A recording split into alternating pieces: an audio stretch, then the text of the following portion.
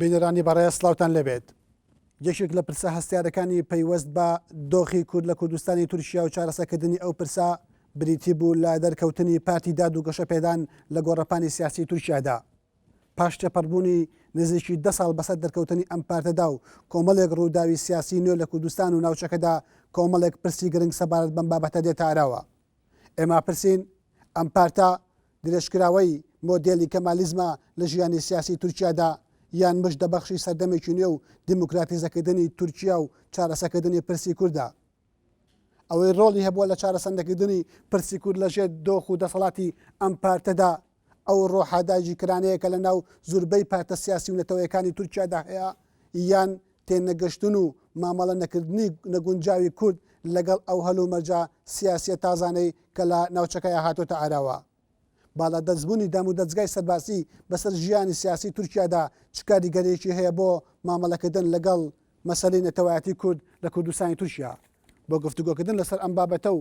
هەموو پرس و بابەتەکانی پەیوەست بەم تەوەرەوە میوانداری هەریەک لە بەڕێزان ئەبوو بەکر عەلی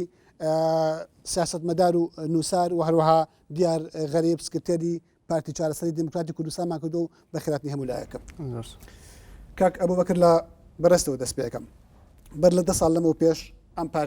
پارتی داد و گەشەپێدان لە گۆڕەپانی سیاسی تورکیا هاتە ئاراوە و ئەم پارتە کۆمەڵێک مژدەی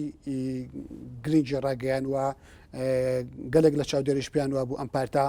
دەتوانێت دەرگای تازە بەڕۆی ژیانی دیموکراسی تورکیا و چارەسەکردنی پرسی کووردا بکاتەوە بەتایبەتی لە ناو کووردا دەنگدانەوەیکی زۆری هەبوو لەبەرەوەی کێشەی کورد کێشێکی گرفتار و قوڵ و ئەوانەیە لە تورکیایە. بەڵام هەندێک خەڵکی دیکەش پێیوا بوو ئەم پارتە هەر دیوێکی دیکەی کەمالیزمە دیوێکی دیکەی فاشیزمی نەتەوەیە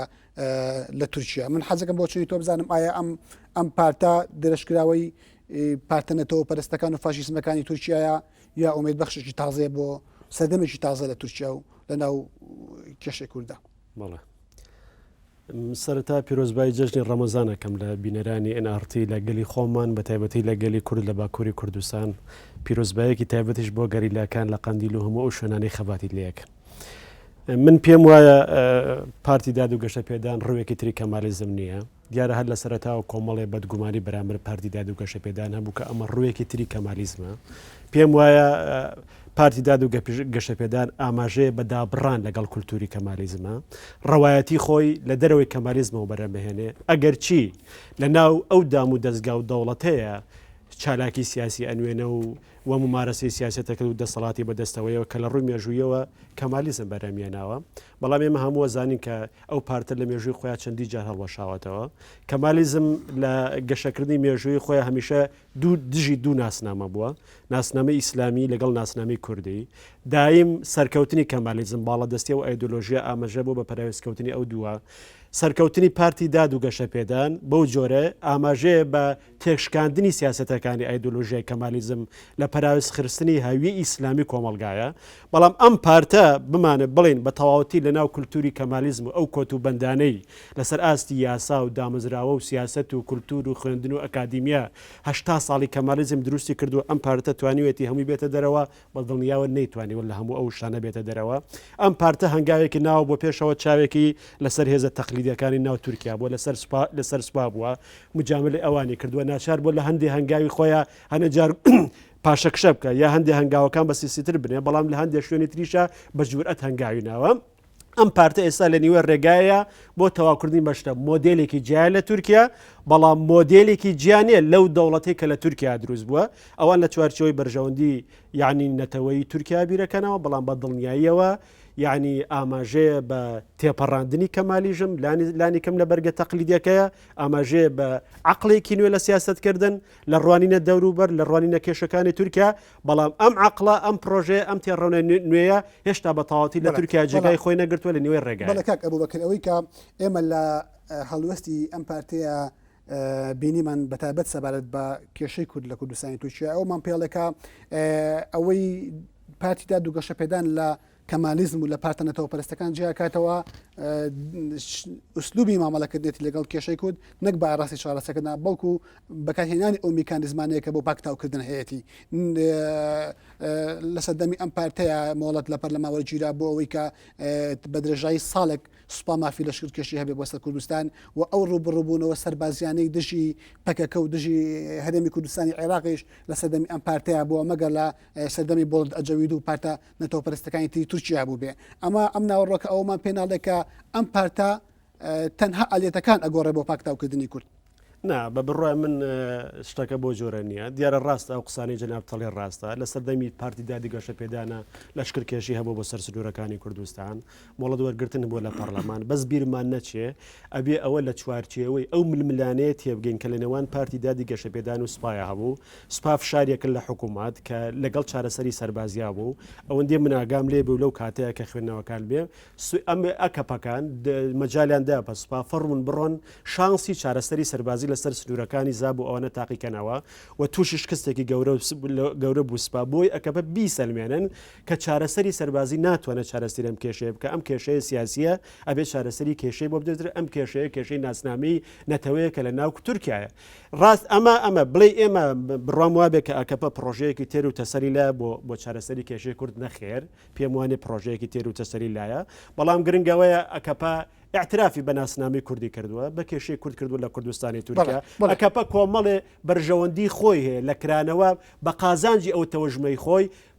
لەبەر خاتری کورد نا بەڵام سەرنجام ئەڕژێتەوە قازانجی پەرەدان بە خەباتی مەدەنی خوازانەی خەڵکی کوردستان بۆ بەرەو پێشبردی ئەو خەباتی خۆی و یعنی بەدەستێنانی دەستکەوتی زۆرتر لە زۆر سپاس کاکە بۆ بکرد کاک دیار حەزەکەم تێگەشتنی تۆ بزان بۆ پارتی داد و گەشە پێدان ئەم پارتە لە کوردستانە لە سەرای دەست بەکاربوون و هاتنە سەر حەق حکومڕانی تورکیاوە گفتوگۆی زۆری بۆ دای خۆیانەوەی چێک لە بۆچوونەکانەوە بوو و کاک ئەبوو بەکریش باسی کرد کە دابڕانێک دروستەکە لە بینی خۆی و کەمالیزمەوە دەستپێکردنی سەردەمێکی تازێ و پێی ئەو هەلو مەرجانی کە بۆ یەکگونجێ هەوڵەیە دانە بەدانە ڕێکشەکانی کەمالیزم لە ناو ژیانی سیاسی و لە ناو ژیانی مەدەنی تورکیایە هەڵ بکێشەوە ئەمەش ئاسۆ بۆ چارەسەری پرسی کورد دەکاتەوە. بەڵێ زۆر سوپاس منش سەرەتا جژنی ڕەمەزان لە گەلی کورد بە تایبەتی و مسلمانانی دنیا پیرۆزەکەم حەزمەکردم جژنەمان لە خۆشییا بکردایە بەڵام جێی داخە بە بۆنەی هێرشەکانی سوپای تورکیاوە بەشێکی زۆری گەلی ئەمە ئێستا لە مانگرتنایەوە گەلێک کەمپین هەیە بۆی کە جەژن نەکرێ لەبەرەوە لە کاتێکە هەم جەژن لە گەلی کورد و مسلمانان پیرۆزەکەم حەزەکەم ئەوەیش بڵێم کە پشتیوانی ئەو کەمپینانەکەین کە لە بەرامبەر هێرشەکانی تورکیا و لە بەرامبەر ئەو کۆکوژەی کە سوپای تورکیا کردی لە قەندی و کورتەکە پێش نزیکی دەڕۆژ سەبارەت بە پارتی داد و گەشە پێدان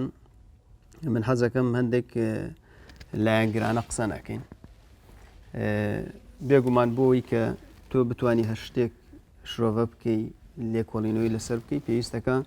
یەک بەرنامەی ئەو سیر بکەی دووەمیش کردارەکانی سیر بکەی پارتی داد و گەشە پێدان لە ساڵی 2001 کە دروست بوو وەکو پرۆژەیەکی نوێ خۆی پیشاندا کە ئەوێ لە تورکیا شتێکی نوێ بێنێتە دی چونکی وەک خۆمان نەزانین لە ساڵی هەشتاکانە و نەوەتەکانە تورکیا لە قەیرانێکی سیاسی گەورەش پارتە چەپەکان پارتە دیموکراتەکان ئەمانە نەیانتوانی ئیدارەی سیاسی تورکیا بە تەواوی بکەن کێشەکانی تورکیا چارەسەر بکەن وە سوپایش لە ڕێی ئینقلابی ساڵی 1970 ویستی سنوور بۆ ئەو بە تێڕوانینی خۆیان ویستی سنوور بۆ ئەو وەکەڵەن پاشاگەردیانە دابنن بە تێڕوانینی خۆیان ببووراگە بچێتە سەر ئەسلی پرسیارەکەی من پارتی داد و گەشە پێدان قۆناغێکی دابڕان دەستپێکردنی سەردەمێکی تازەیە لە کەمالیزم و بانگەشەی ئەوان بۆ ئەمە هەیە من دێمە سەر پرسیارەکە داخر تۆ ناتوانی بەبێ لێکۆڵینەوە لە مێژوو تۆ شتێکی ئەمڕۆ باش تەحلیل بکەیت ینی وەک کاگە بەکرشتی پارتی داد و گەشە پێدان لەناو ئەو کولتورەوە دەرکەوتووە لەبەرەوە ئەبێت تەحلیلێکی ڕاست بۆ ئەو کولتورە بکەین پارتی داد و گەشە پێدان لە سەرەتای دروستبوونیا بانگەشەی ئەوەی کرد کە ئەوەیەوێ لە تورکیا گۆڕانکاری بکە ئەوەیەوێ چارەسەری ئەو کێشانە بکە کە لە تورکیا بە هەڵواسراوی ماونەتەوە کێشەی سەرەکی تورکیاش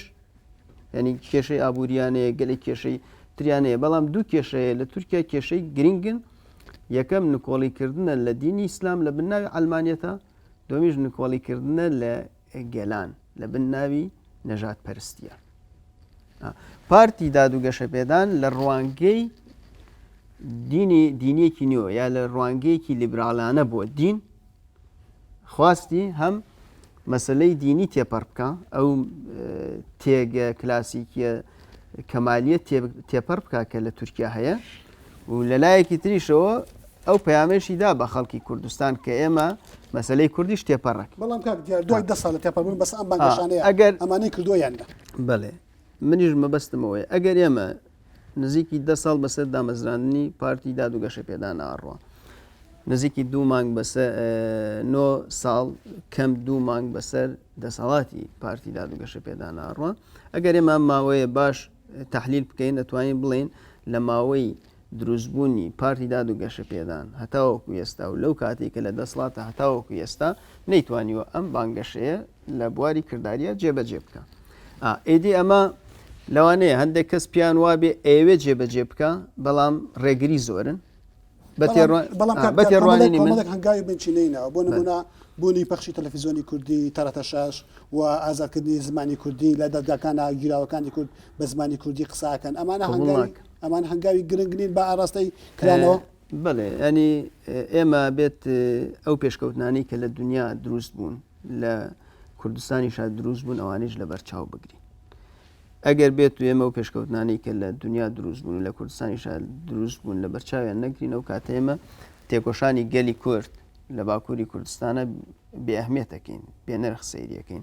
ینی بەشێکی ئەو پێشکەوتنانە بەشێکی زۆری ئەو پێشکەوتنانە لە ئەنجامی ئەو تێکۆشانە مەدەنیە سیاسیە کە گەلی کورد لە باکووری کوردستانە کردوێتی. پارتی دادوگەشەپێدانیش نەبووایە هەر پارتیەکی تر بووایە دوای 30 ساڵ تێکۆشان لە باکووری کوردستانە و بەرخۆدان مەجبور بوو هەنێکەنگاو بنێ. خەڵکی کورد لە باکووری کوردستان ئەوەندەی کە من ئاگادارم و چاودێری باکووری کوردستان و ئەنگاوەکانی کورد و پارتی دادوگەشەپێدانەکەین بە گوێرەی و بانگەشانی کە پارتی دادوگەشەپێدان کردی خەڵکی کورد زۆر لەوە زیاتریان چاوەڕێ بوو. ینی تەلەڤیزیۆنی کوردی کراوەتەوە ڕاستە بەڵام هەتاوەکو ئێستا یاسایەک لە تورکیا نییە بۆ تەلەڤیزیۆنی کوردی بۆ ڕاگەیاندنی کوردی بە بڕیار کراوەتەوە ئەمە جیاوازە تۆ شتێک بە بڕیارێکی حکومی بکەیتەوە جیاوازە تۆ یاسایەک بۆ ئەمە دەربکەی. ئێستایش لە یاسای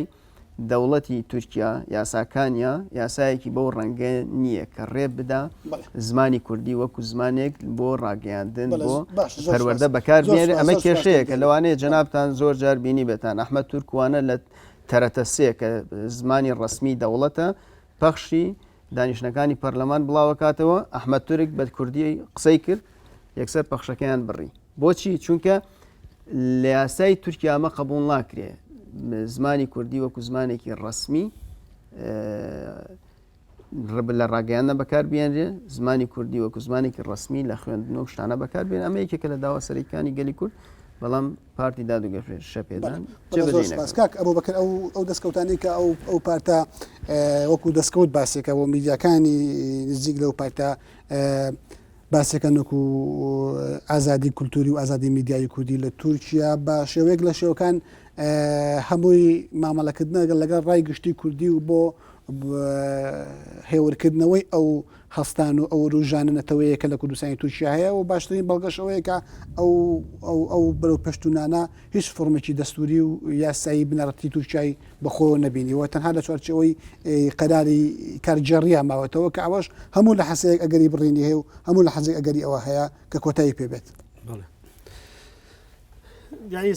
ئەوە ڕاستە کە مەسەلەکە بۆ جۆرەیە ئێمە بە دڵنیایەوە ئەو شتانە کاتێ سەرەتا ببوورە پێشەوە قسە بکەم. خەڵکی کوردستان لە کوردستانی تورکیا گەلی ئێمە لە کوردستانی تورکیا نەگمافی ئەوەی هەیە بە پەروەردەی بە کوردی ینی بە زمانی خۆی بخوێنێ پەروەردەی بە کوردی بێ یعنی میدیا ئازاد بێ کولتور ئازاد بێ قسەکردن ئازاد بێ بەڵکو مافی ئەوەی هەیە مافی چاری خونووسینی خۆی دیاریکە ینی قواری سەر بەخۆی خۆی دیاریکە ئێوە بمێنێتەوە لەگەڵ تورکیا یاخو نەمێنێتەوە لەگەڵ تورکیا. ئێمە لەسەرم ئاستا پرەنسیپیە قسە ناکەین کە ئەمە مافێکی مسلەم و دیاریکرا و ینی خوا پێدرا و دنیا پێدراوی هەر میلەتێکە لەم سەرزەویەیە. ئێمە باسی کولتورەکەین ڕاستە کۆمەڵی هەنگاوی ناوە لە ڕوویسەوە هێشتا ئەو هەنگاوانە بە قانونی نەکراون بەڵام ئەمە گەڕێتەوە بۆچی ئەبێ دەستکاری یاسای بنچینەی ئەو وڵاتە بکرێ کە گیر و گرفتە هەر قورسەکە لە دەستوری ئەو وڵاتیایە بۆیە ئەکە پێش دەبیعی چەند جار هەوڵی داوە دەستکاری و دەستورە بکە نەیتوانێت لەبەرەوەی ڕێگریەک و بربەستێکی گەورەی پارتە تەقلیدی ئەلمانی و سکولۆرەکانەیە لە بەرامبەر گۆڕانی ئەو دەستایە لەبەر چی لە دەستورە ناسنامەی کوردی قەدەغە کراوە میدیا قسەکردن بە کوردی پەروەردە بە کوردی یعنی اعترافێک نییە بە هەویەی کوردی بە زمانی کوردی بەبوونی کورد لە تورکایە بۆی ئەگەر ئێمە بمانەیە گۆڕانێکی ڕێشەدار دروستکەین لە تورکیا گۆڕانەکان قانونی بن و گرنتیەکە بێ بۆ گەلی کوردستان و سەرەتای ڕێکەوتنێکی نوێ هەبێت لە نێوان پێکاتەکانی گەلی تورکایە بە تایبەتیش لە نێوان تورک و کوردە لە وڵاتەیە وەکو دوو پێکاتە سەرەکی لە وڵاتەیە ئەبێ ڕێکەوتنێکی سیاسی نوێ هەبێ ڕێکەوتنێکی کۆمەڵایەتی نوێ هەبێ ئەوە چی بەرجەستەیەەکە دەستورێکی مەدەنی نوێ بەرجەستەیەەکە ئەوەی کە ئێستا لە بەرنامەی پارتی داد و گەشەپێدانایە ئایا چەند ئەتوانێت وەڵامی خواستەکانی کورد باتەوە کورد چەند سەرکەوتۆ لە ئیدارەکردنی دۆسیەکانی لە ئەم کاتە حساسەیە ئەمە ئەمێنێتەوە ئەوەی تا لە دەستورە ببوورە ئەو گرنتیانە نەبێ بە دڵنیایەوە ئەو دەستکەوتانی هەن ئەو دەستکەوتانە ناتوان گرەویان لەسەر بەڵێ بەڵام ئەوەی ئێمە لە پارتی داد و گەشەپێدانمان بینیوە لەو گۆڕانکاری دەستورانی کایکە ئەوەیە کە بە هیچ شێوەیەک ناوی کورد لەو دەستورە نایەت و لەسەر ئەساسی ئەو ڕاپرسی کە بۆ گۆڕانکاری لە دەستورە کرا کورد لە تورکیا مقاتعی ئەو ڕاپرسی کرد لەبەرەوەی لە ئەساس لە ئەو ڕاپرسیە ناوی کورد نایەنێ 20 ساڵە کورد خەباتەکە خەڵکی ئازادی خوازی تورکیا خەباتەکە بۆ گۆڕانکاری لە دەستورە اینجا ئێستا ئەمە بەرهەمەماتوو کە بەرهەمیش دێ ناوی کورد نایەنێ ئەمە چ ئومێدێک بە کورد دەبەخشێ یعنی ڕەنگە خەباتی ئیسلاحی و ڕیفۆرم خوازانە تۆ کە خەباتی مەدەنیت کرد کە توانای سەپاندنی ئەجێندەکانی خۆت نەبوو بەسەر لایانی بەرامبەرە تۆ هێزە چەکدارەکەم نەیتوانانی ئەجێندەکانی بچەسپێنێت تۆ لە دۆخێکە نەبووی کۆمەلگای نەتۆڵاتی پشتیوانی گەورە لێ بکە لە دۆخێکە نەبووی خۆت بتوانانی هاوکێشەکان لە وڵاتەکەی خۆتە بە جۆرە لێ بکەی کە ئەجێندەکانی خۆت بکەی بە ئەنجێدای حکوومەت بە ناچاری حکوومەت ملکەچت بێ ئەبێ یعنی خەباتی ئیسلاح خوازانە بکەی خەباتی پلە بە پلە بکەی بە دوای هەڵپەیمانە بگەڕی لە چوارچەوەی ئەو وڵاتەیە بەشێ لەو گۆڕانکاریانی ڕاستە باسی کوردیتیانە بۆ ئەو گۆڕانکاریان ئەم حقیقەتە و کوردیش مافی خۆی ممارەسە کرد و بایکۆتی دەنگدانی کرد تەبیعی بە گۆڕانی بە هەندێ هەموارکردنی هەندێ مادە لە دەستوری تورکیا کە دیارە بەشێکی مەرجی ئەوروپیەکانە بۆی تورکیا ببێت بە ئەندامی ئەوروپیان و بەشێکە لەو چاکسازی و بەرەو دیموکراسی چوونە زیاتری لە تورکیاە بەڵام کۆمەڵە لەو قەید و بەندانی کە ئەگەر پارتی داد و گەدەپێژان لە قازانجی خۆشی بیکە بۆ نمونە ئەگەر باسی ئەوە بێ دەسەڵاتی داوەری ئەو دەسەڵاتی هەڵوەشانەوەی حیزبەکانی نمێنێ بەم جۆرە ئێستا ئایا لە ڕووی مێژوویە و یەکێک لە قوربانەکان هەمیشە کورد نەبوون لە پاڵی ئیسلامیەکانە کە حیزبەکانی هەڵوەشا بێتەوە ئەگەر بێت و پێناسەمان بۆ ئێرهاب ئەگەر دەسەڵاتی سەربازی مەسەل بۆ نمونە پاشەکشەی پێ بکرێ ئایا لە بەرەنجامی کۆتاییە ئەمانە ڕاستەخۆ باسی کورد نین ناوی کوردیان تیان نەهاتوە لەبەر خاتری ئەوان نەکراوە بەس ئایا زەمینە واڵاتر ناکەن لە بەردەم تێکۆشانی کورد دەستی واڵاتر ناکەن بۆ خەبات بەڵام لە قۆناغێکی ترا بە دڵنیاوە تورکیا بە تەنیا من نابێ واز بێنێ ئەبێت دان بنێ بە ناسنامی کوردیە ئەبێت لە دەستوریشا جێ بکاتەوە ئەگینا تورکیا نابێت چاوەڕوانی ئەوە بێت لە ڕۆژ لە ڕۆژات کێشەی کورد لە کوردستانی تورکیا چارەسەر. بەڵێ زۆر سپاس کاک دیار بەپێ ئەو بۆ چونانە بێت کە لەسەر پارتی داد و گەشەپێدان هەیە ئەوەی کە وای کردووە کورد نەچێتە پێشەوە هەڵەی سیاسی بزوتنەوەی سیاسی کورد بووە لە تورکیا بۆ نمونە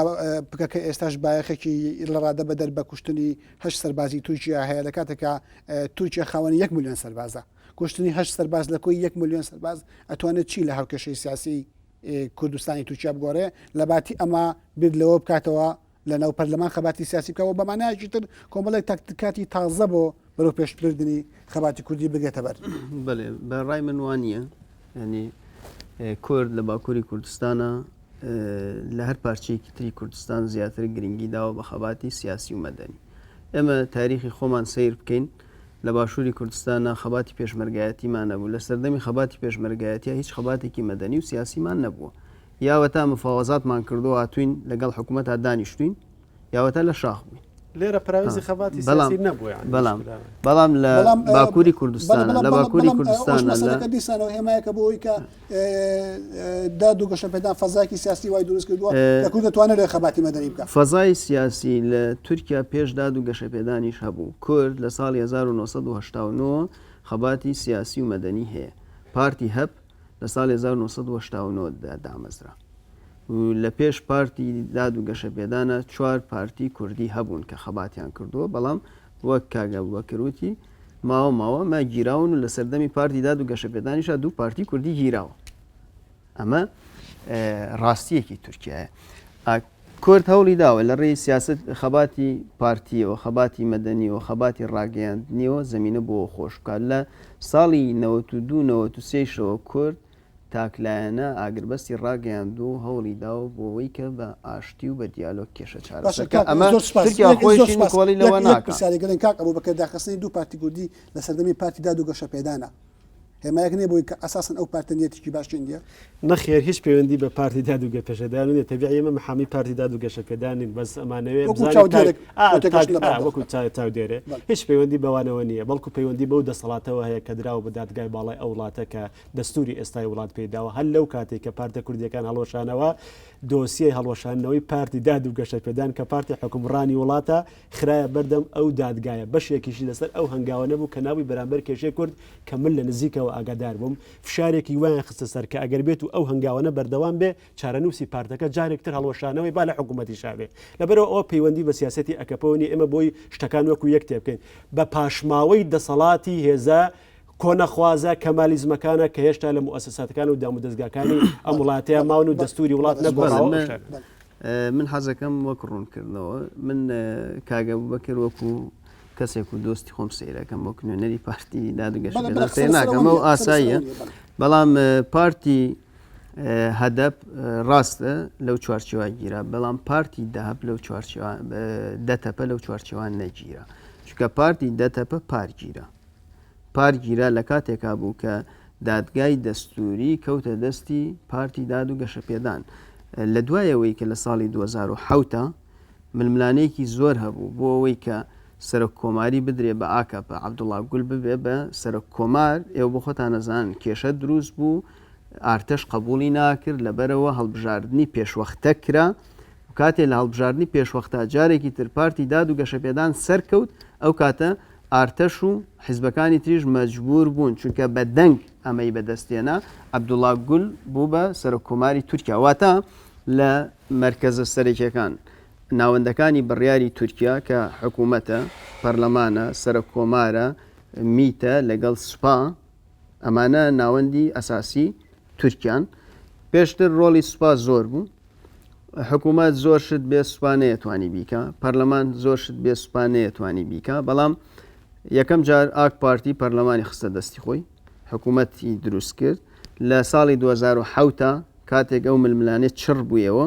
و لە هەڵبژاردننی 2010 تا 22 کە ئاک پارتی جارێکی تر سەرکەوتەوە ئەمە بۆ هۆکاری ئەوەی کە